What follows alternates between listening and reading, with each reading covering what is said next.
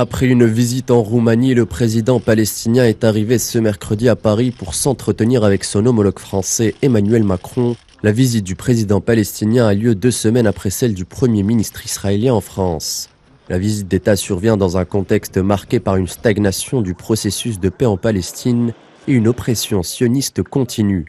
L'assassinat de la journaliste Shirin Abu Akleh en mai dernier et celui de plus de 60 Palestiniens depuis le début de l'année témoignent de la volonté de l'entité sioniste d'écarter tout dialogue avec les Palestiniens.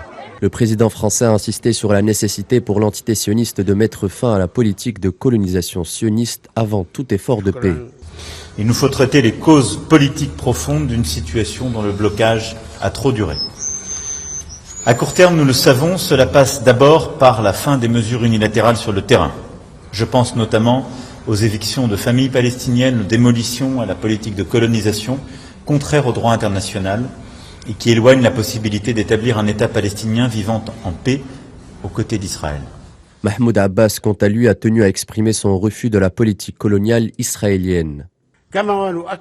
Je voudrais aussi réaffirmer que nous n'acceptons pas les pratiques de l'occupation israélienne actuelle qui travaillent à changer le caractère et l'identité de la ville d'Al-Quds. C'est ce qui a toujours été dit dans les résolutions internationales, y compris le président Biden qui a dit qu'il était en faveur du statu quo, en faveur de ne pas changer la composition de la population d'Al-Quds, ni d'expulser ses habitants. Tout porte à croire que la voie de la paix souhaitée par les Palestiniens ne sera pas viable tant que l'entité sioniste continuera sa politique de colonisation qui dure depuis maintenant plusieurs décennies.